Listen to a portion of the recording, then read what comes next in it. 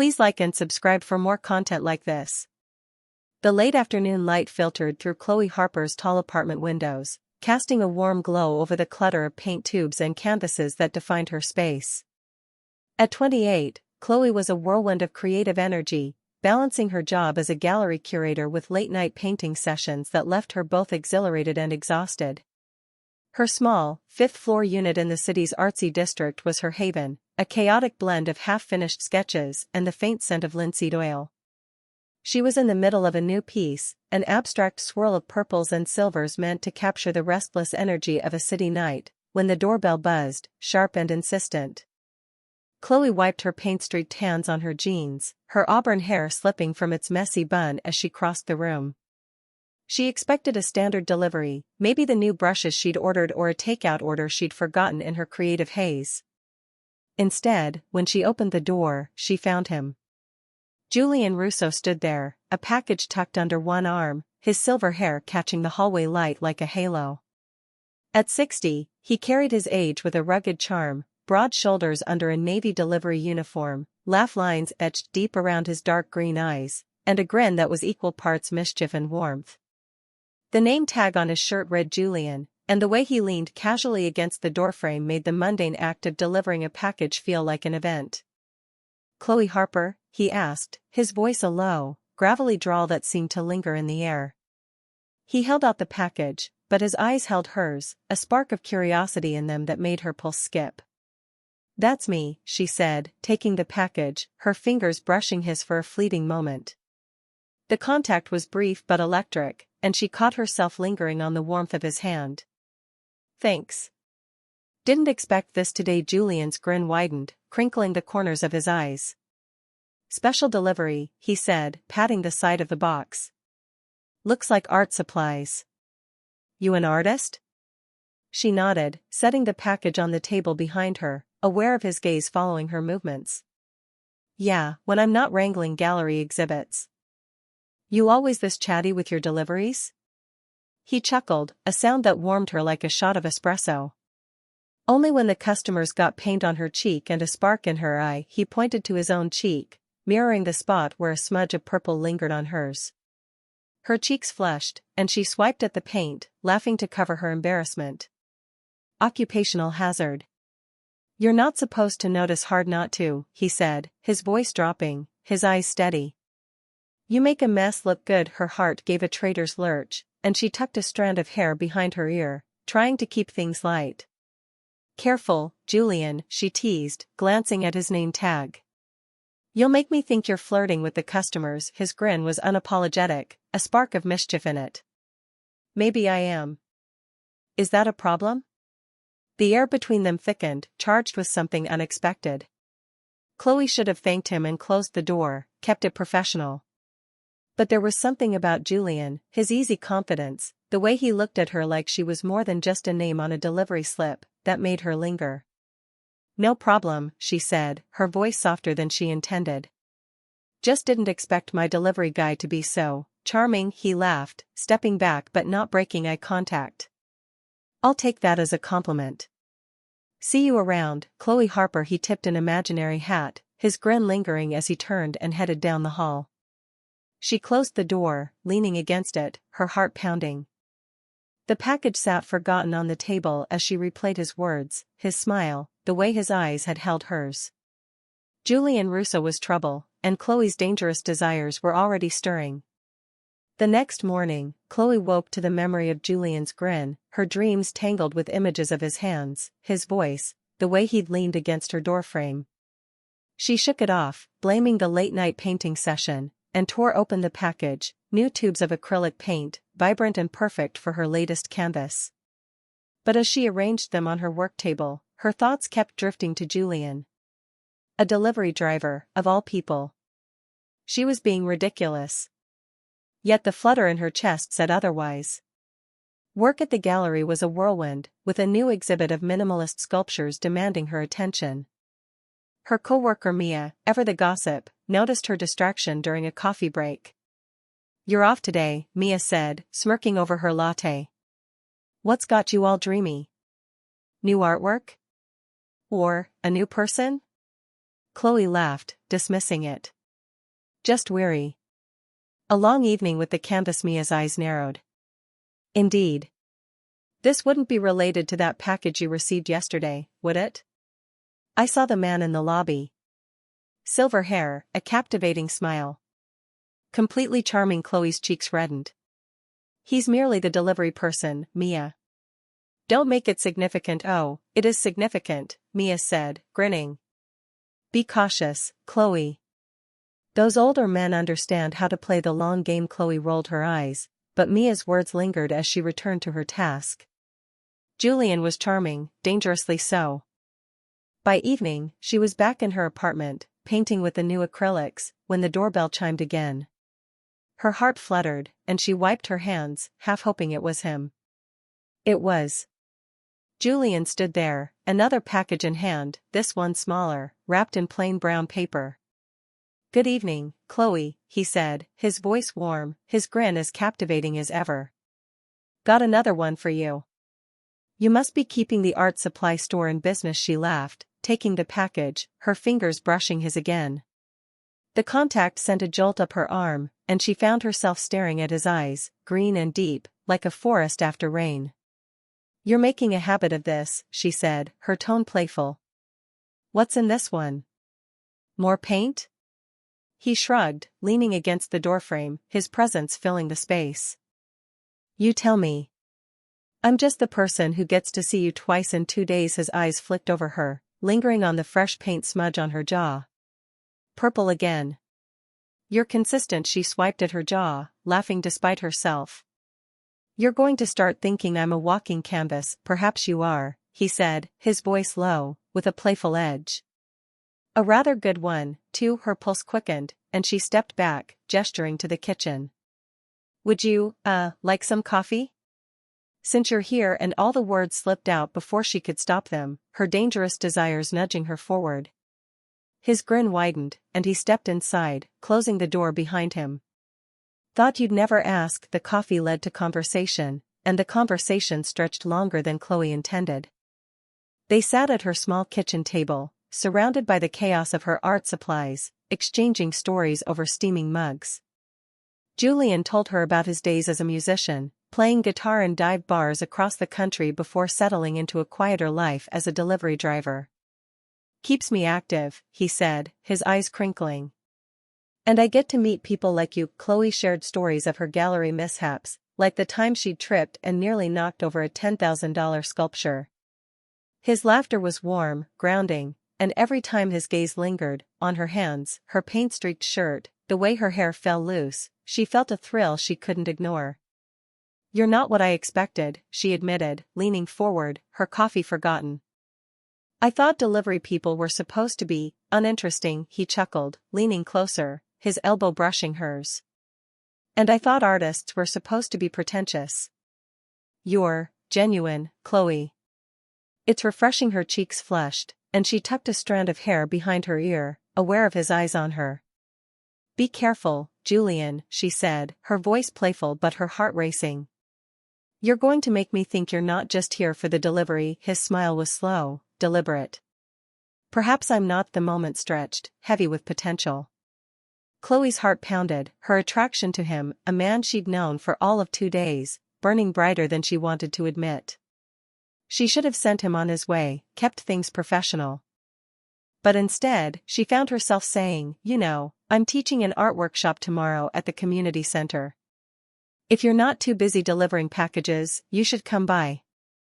See what I'm really about. His eyes lit up, a spark of interest that made her pulse race. An invitation? Careful, Chloe. I might take you up on it. I'm counting on it, she said, the words daring and bold, her dangerous desire slipping through. He grinned, standing to leave. Tomorrow, then. I'll bring my best student face. He paused at the door, looking back. And Chloe? Keep painting. The world needs more of you. The door closed, and Chloe exhaled, her knees weak.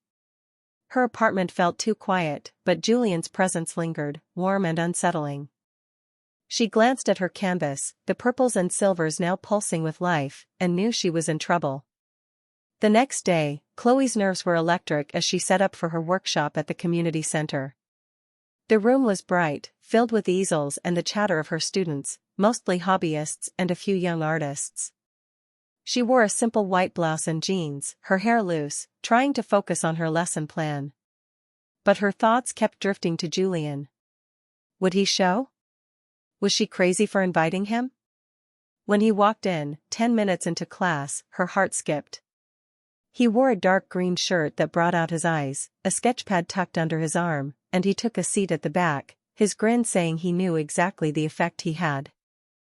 "Hope I'm not late," he said, loud enough for the room to hear, earning a few curious glances.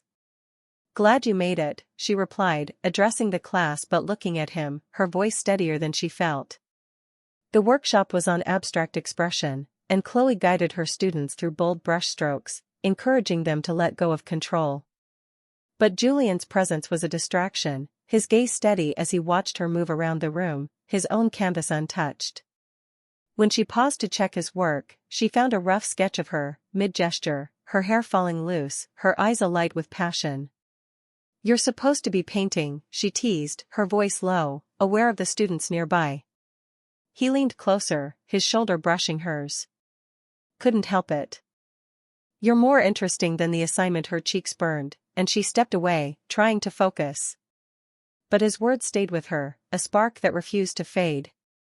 After class, as the students filed out, Julian lingered, helping her clean brushes in the sink, their hands brushing in the soapy water. "You're good at this," he said, his voice soft. "Teaching. You make it look easy." "Thanks," she said, glancing up at him, their faces close. "You're not so bad at being a student. Though you're terrible at following instructions." He laughed, drying his hands, his eyes never leaving hers. "Rules are overrated. Especially when there's something worth breaking them for." Her breath caught, the air between them electric. "Careful, Julian," she said, her voice playful but her heart racing. "You're gonna make me think you're not just here for the art." His smile was slow, knowing.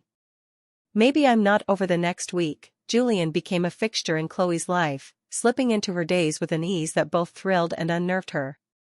He'd show up at her apartment with mis-delivered packages that conveniently required a signature, his grin betraying the excuse. They'd text late at night, sharing snippets of their lives, Julian's stories of late-night gigs, Chloe's tales of gallery chaos. Each interaction was laced with flirty tension, a push and pull that left her dizzy. One afternoon, he invited her to a local music shop, claiming he needed her artist's eye to pick out a new guitar strap.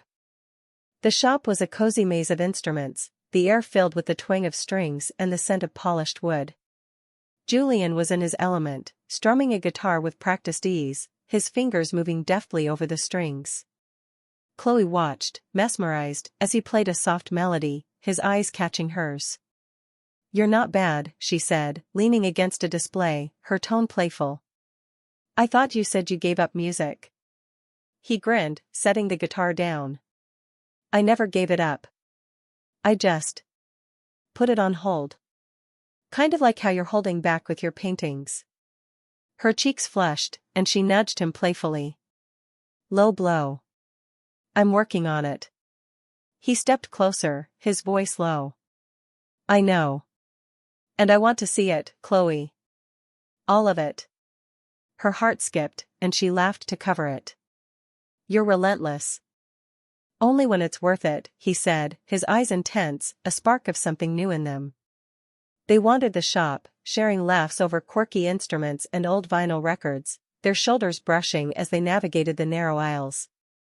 At one point, Julian picked up a harmonica, playing a quick, playful tune that made her laugh out loud. He handed it to her, his fingers grazing hers. "Your turn," he said, his grin daring. She shook her head, laughing. "No way. I'd sound like a dying cat." "I bet you'd make it sound good," he said, his voice soft, his eyes holding hers. The moment stretched, the shop fading away, leaving just the two of them. Chloe's heart raced, her attraction to Julian no longer a quiet spark but a blazing fire she couldn't ignore. That evening, Julian insisted on cooking dinner at her apartment, claiming he owed her for the coffee. She watched him move around her kitchen, chopping vegetables with a musician's rhythm, his navy shirt rolled up to reveal strong forearms. The sight was distracting, and she caught herself staring more than once. "You're staring," he said without looking up, a smirk in his voice. "I am not," she lied, busying herself with setting the table. He glanced over, his eyes catching hers. "You are. And I don't mind." Dinner was simple but delicious, pasta with homemade sauce, a bottle of red wine. But the real heat was in the way he looked at her across the table, the way his foot nudged hers under it, lingering too long. After, they sat on her couch, the city lights visible through the window, a soft guitar playlist filling the silence. "Chloe," he said, his voice low, turning to face her. "I'm not just here for the deliveries or the art class. You know that, right?" Her heart stuttered. "I suspected." He reached out, his fingers brushing her wrist, light but deliberate. "Good. Because I'm not good at pretending I don't want something.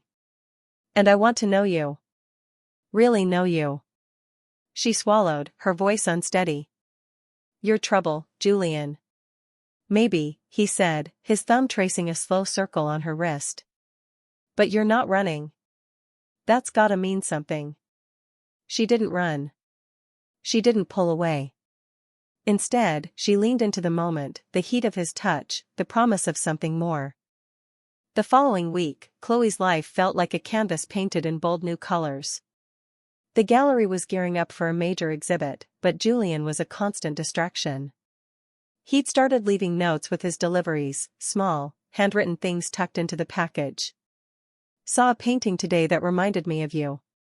Too bold for the gallery? J. Or, I bet I can guess your favorite color by the end of the week. Clue, it's not purple. J." Each message made her smile, her heart race, her risky desires becoming harder to control. Mia noticed, cornering her at the art gallery. "Julian Russo, huh," she said, her tone playful but cautious. "He's got you all worked up. Just, be careful, Chloe." "I'm not falling for him," Chloe said, but the words felt empty. She wasn't sure what she was doing, only that Julian made her feel alive in a way she hadn't in years. On Friday, he invited her to a small open mic night at a local bar, where he was performing a few songs. "Thought you might like to see me in my element," he said over the phone, his voice warm. "And I'd like your company." She agreed, telling herself it was just a night out, but the flutter in her chest indicated otherwise. She wore a deep red dress, her hair loose, the new paints he'd delivered tucked into her bag as a good luck charm. The bar was intimate, all dim lights and the hum of conversation, and Julian was on stage, his guitar a natural extension of him. His voice was rough but soulful, and when his eyes found hers in the crowd, the song felt like it was meant for her alone. After his set, he joined her at a corner table, his grin boyish despite his age. "So," he said, leaning close, "what's the verdict? Am I better at guitar or deliveries?" She laughed, nudging him. "Guitar. But you're still a better flirt." His eyes darkened, a spark of something new. "You're not so bad yourself." The night extended, their conversation flowing over drinks, the flirtation bolder. When they stepped outside, the air cool and crisp, Julian walked her to her apartment. At her door, Chloe turned to face him, her keys dangling, her heart pounding. "You're making it really hard to keep this professional," she said, her voice a mix of teasing and truth. Julian stepped closer, his hand resting on the doorframe above her, his body close enough to feel his warmth. "Professional's overrated," he said, his voice low, rich. "What do you want, Chloe?" Her mouth went dry. What did she want? Safety, routine, the life she knew? Or this, him, the thrill, the fire he ignited in her? "I don't know," she whispered, but her eyes betrayed her, lingering on his lips. He smiled, slow and knowing. "You do. And I'm not going anywhere until you say it." She laughed, a shaky sound, and stepped back into her doorway, clutching her bag like a shield. "Good night, Julian Russo," she said, her voice soft but charged. I'll see you around. His laugh was warm, promising. Oh, you will, Chloe. Count on it. The next morning, Chloe woke to a package outside her door, a small, wrapped canvas with a note. Saw this and thought of you. Keep painting, Chloe. The world needs your fire. J. She unwrapped it to find a miniature abstract, all purples and silvers, like the city night she'd been trying to capture. Her heart swelled, and she smiled, setting the canvas on her easel. Julian was trouble, yes, but the kind of trouble that made her want to paint, to live, to leap. And as she picked up her brush, she knew one thing for sure: her dangerous desires had been unlocked, and there was no turning back.